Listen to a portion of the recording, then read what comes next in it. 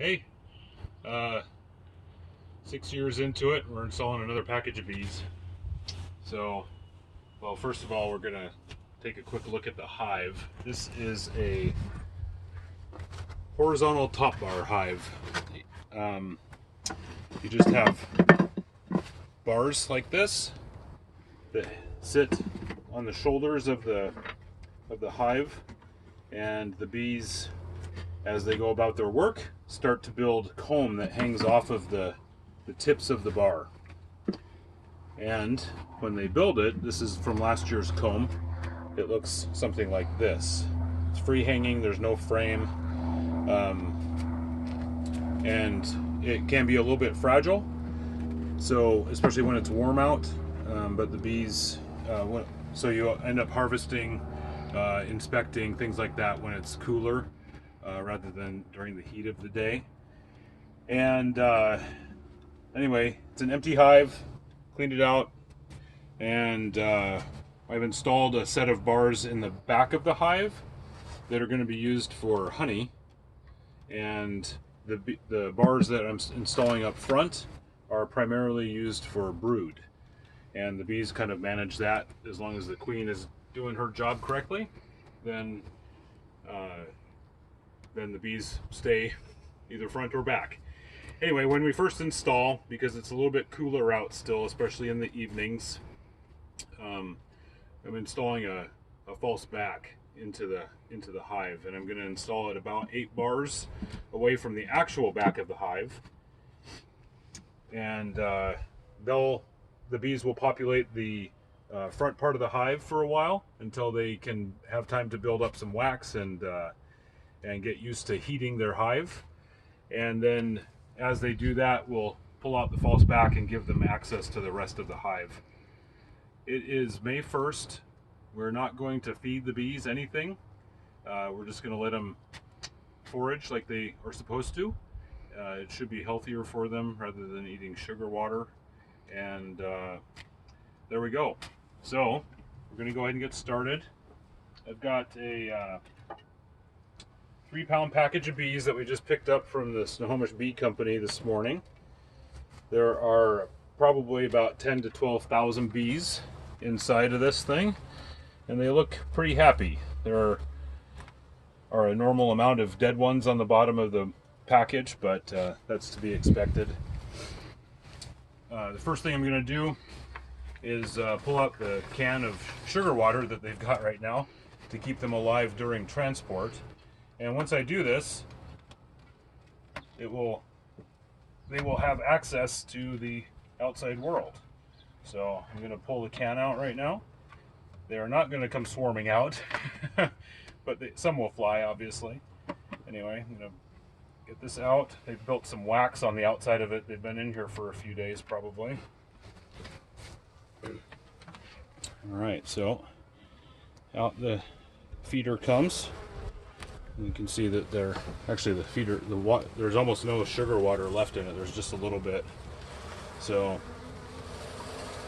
I'm gonna shake a few of those guys off, actually girls, and then just kind of set this to the side here. You can see that they're pretty calm,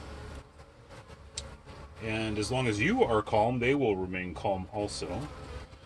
If you can see this little silver tab that's sticking out of the top of the box, it is what's holding the queen cage suspended inside the package box here. So I'm gonna just unfold the tab,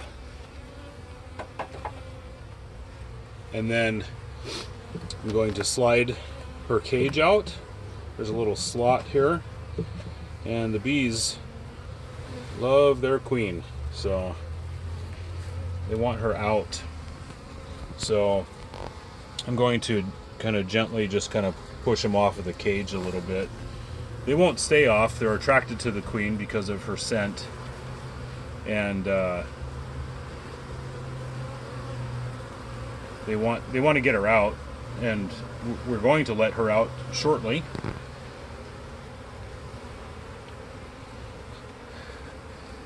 They don't ever go away. All right, but you can see in the end here, there's a piece of cork that's clogging the hole. Obviously they can't chew through the cork or anything. We will replace that shortly with marshmallow, a little miniature marshmallow, which they will be able to chew through and release their queen. So anyway, I'm going to suspend her cage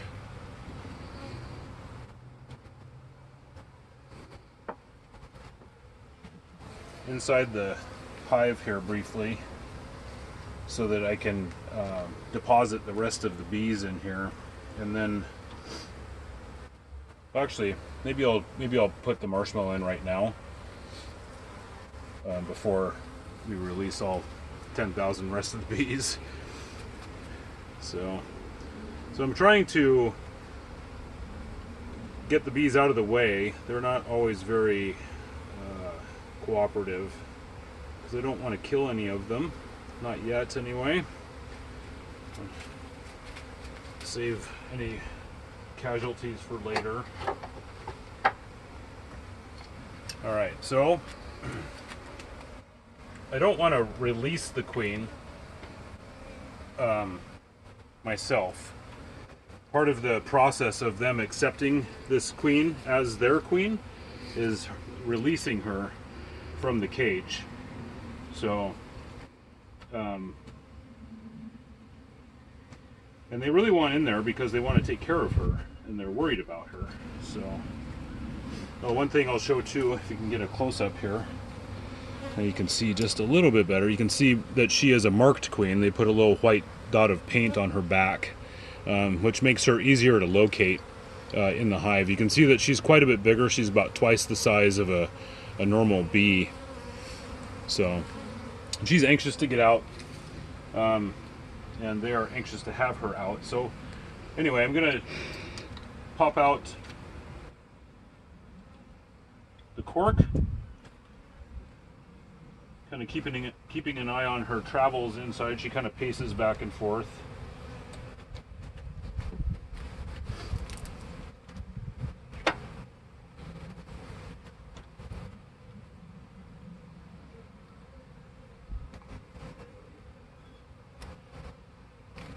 So when she goes to the other end, like she is right now,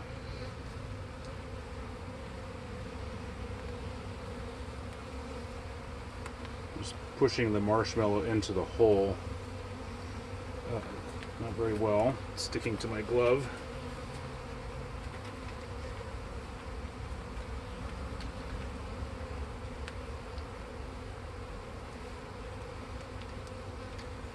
I don't want to make it too easy for them to get her out, because the work that they put into getting her out helps to solidify their idea that she is their queen.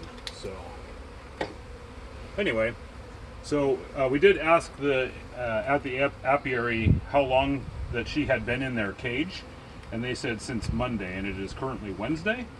So that's plenty long enough to give them time to get used to her. If they don't have enough time, then there is the potential that they could kill her because they don't recognize her as their queen. So I'm gonna just suspend. Let's see.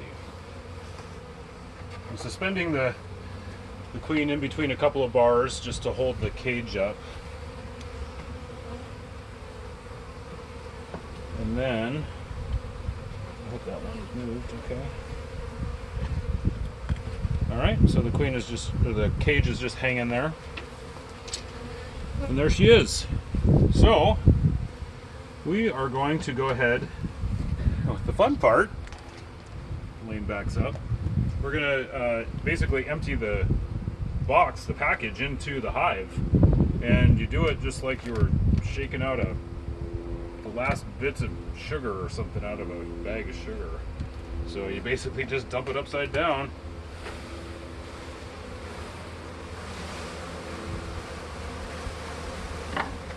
Give it a few good shakes.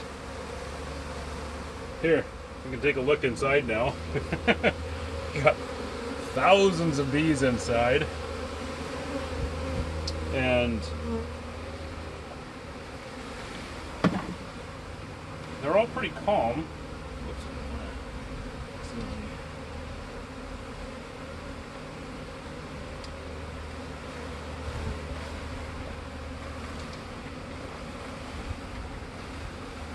they're mostly just flying right now. You can hear a lot of buzzing, but you can tell that they're not angry. They're just hanging out, buzzing.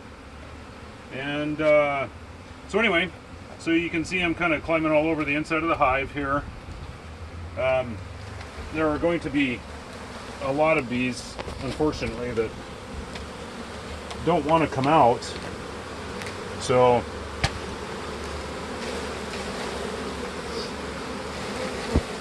it'll take them a little bit of time to figure out that the queen is inside the hive now.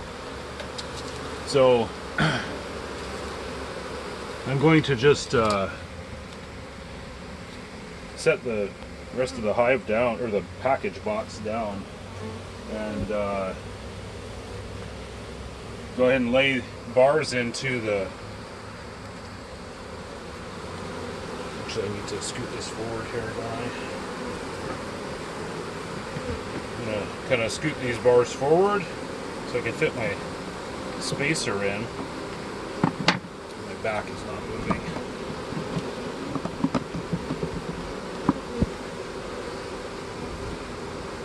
Alright, so I've got a spacer bar at the back, and just slide that in so I make sure I have everything set up, spaced properly. And then, so you can see, I don't know if you can see this particular bee right here, there, and this one here, and then now a third one.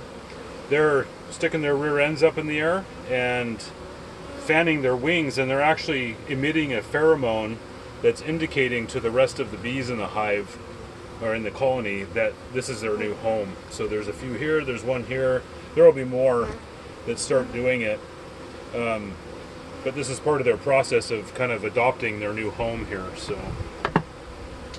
anyway, so I just lay the bars back in carefully as possible, because I really don't want to kill any of them. Some will die, unfortunately, just as part of the process, but we try to obviously limit the number of deaths to as few as possible. And that's about it. I'm going to leave probably one bar out, kind of give them some extra room to get into the hive and kind of get used to their new home and everything. And then I'll come out later